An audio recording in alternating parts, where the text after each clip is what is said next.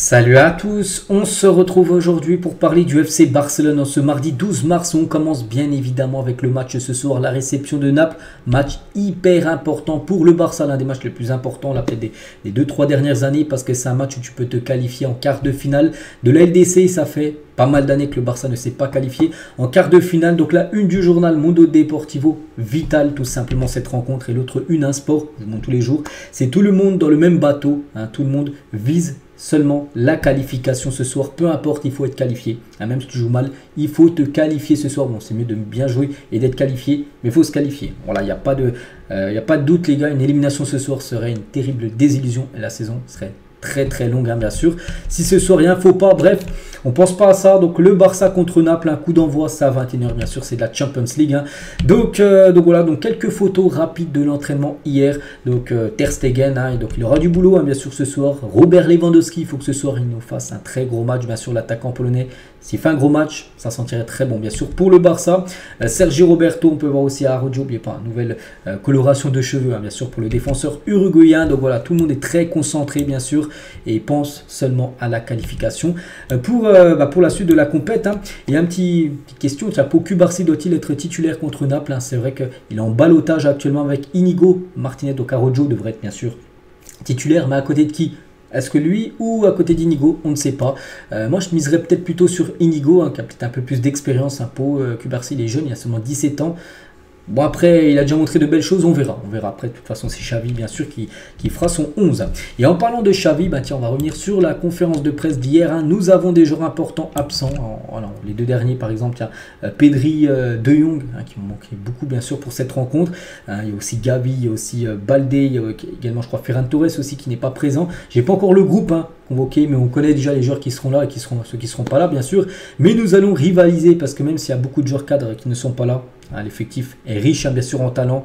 Donc tu peux, hein, on sait qu'il y a du gros talent même sur le banc de touche, hein.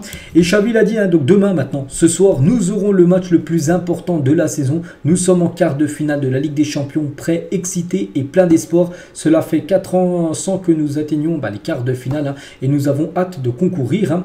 Naples s'est amélioré avec le nouvel entraîneur et nous avons des absences importantes, mais nous allons bien. Nous étions meilleurs là-bas et nous devrions être meilleurs ici. On espère, hein, parce que cette fois-ci, c'est devant le public, hein. Normalement, ça sera guichet fermé, bien sûr, hein, pour cette rencontre, hein.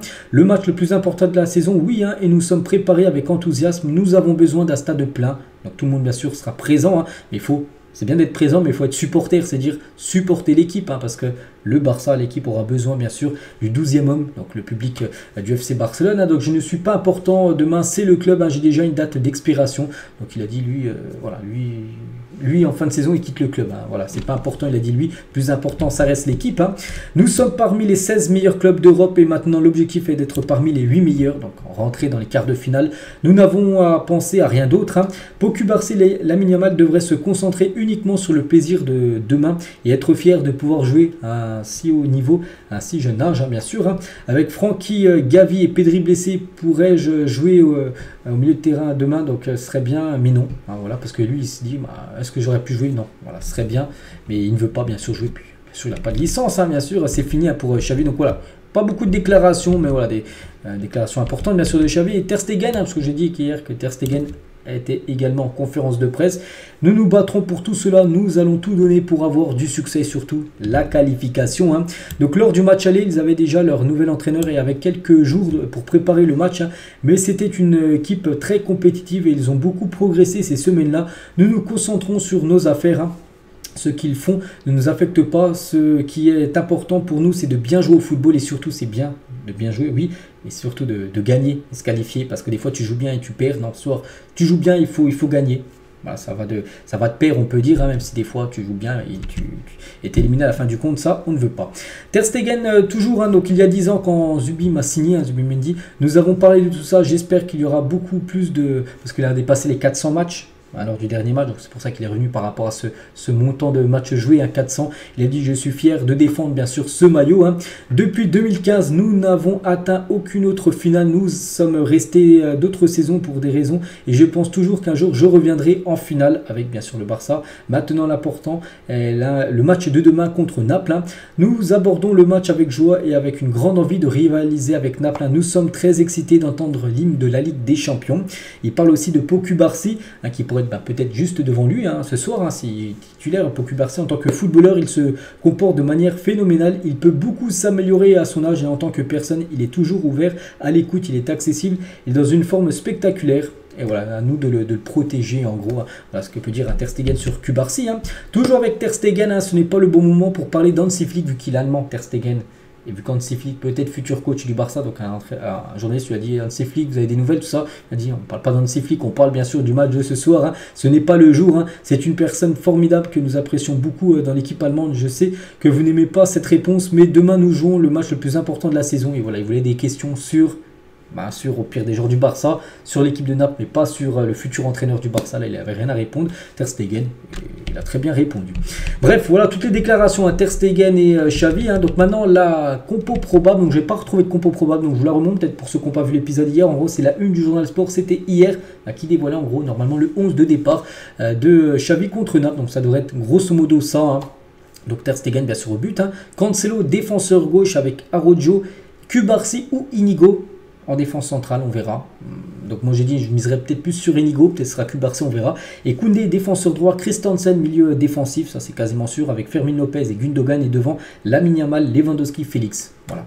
Peut-être un joueur pourrait changer, mais sinon, voilà, quasiment 9 joueurs. 9 voire 10 joueurs, c'est quasiment sûr, qui seront, s'il n'y a pas de blessure, s'il n'y a pas de coup de tête, de blessure dans le match, voilà, ça devrait être ça la compo de départ.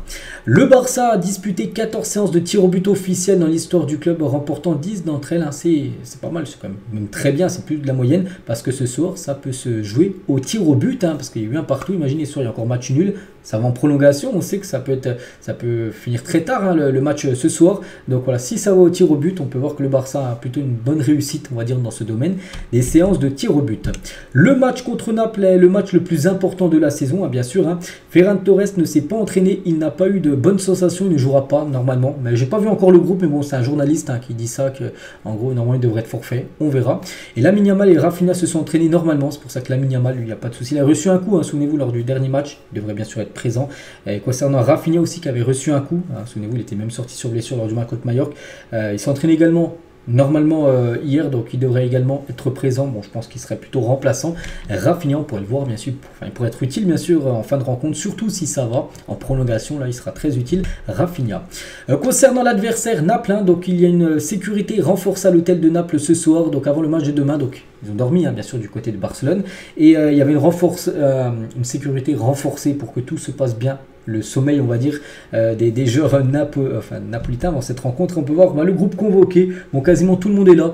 Les joueurs importants, ça, Kvaratskhelia, Politano, Osimhen, que ça soit, je sais pas, Anguissa qui fait une grosse saison du côté de Naples, qu'il va falloir surveiller. Voilà, quasiment tout le monde est présent du côté du Napoli. Et Osimhen à Montjuic, parce qu'hier soir se sont entraînés à l'équipe de Naples, du côté du stade, bien sûr, du Barça, le stade Montjuic. On peut voir Victor Osimhen au milieu de cette pelouse, où il sera titulaire ce soir. Et le président de Naples, Aurelio De Laurentiis, est également présent. On peut voir qu'il était également à Montjuic hier soir lors de la séance d'entraînement du Napoli. Et le président de Naples a promis à ses joueurs un bonus de 10 millions d'euros s'ils se qualifient pour la Coupe du Monde des clubs 2025. Pour participer à cette Coupe du Monde des clubs l'année prochaine, ils doivent battre Barcelone pour y parvenir, parce qu'après c'est par rapport à l'indice UEFA, tout ça.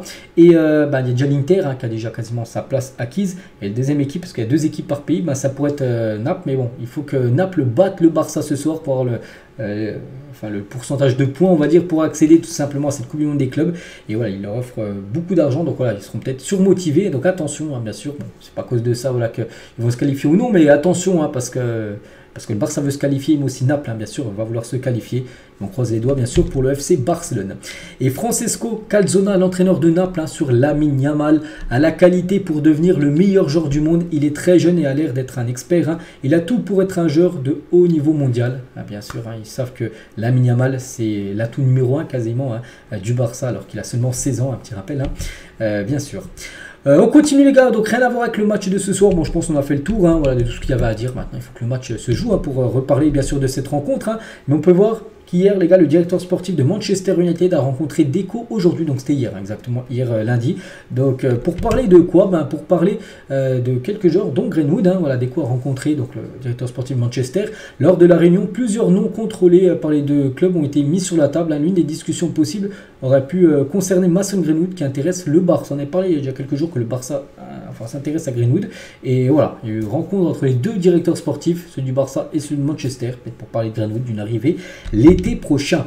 Et Manchester, tiens, d'après Fabrizio Romano, il le dit, hein, prendra son temps pour discuter de l'avenir de Greenwood, hein, lié au Barça. Ce que j'entends, c'est que le joueur devrait quitter United définitivement, hein, parce que là, il est parti en prêt à Retafe, mais l'été prochain, il devrait quitter à 100% l'équipe de Manchester et peut-être du côté du Barça, parce que regardez, Fabrizio Romano le confirme.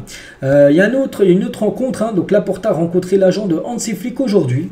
Voilà aussi notre rencontre, hein, qu'il y a, donc Laporta donc, a rencontré aussi l'agent de Luis Diaz, donc un joueur colombien de Liverpool. Hein, et l'agent de Luis Diaz a informé le Barça que s'il voulait signer Luis Diaz, bon, le montant est très cher, hein, il devrait payer entre 120 à 140 millions d'euros à Liverpool cet été. On peut dire que c'est tout simplement impossible là, pour le Barça de mettre cette somme, hein, sur Luis Diaz. Donc voilà, le Barça est intéressé par le joueur, et même le joueur, je crois qu'il a fait des déclarations il y a quelques années, hein, que le Barça c'est un club lui pourrait jouer plus tard, mais là 140 millions d'euros, hein, c'est totalement impossible, hein, quand on sait les finances actuelles du club.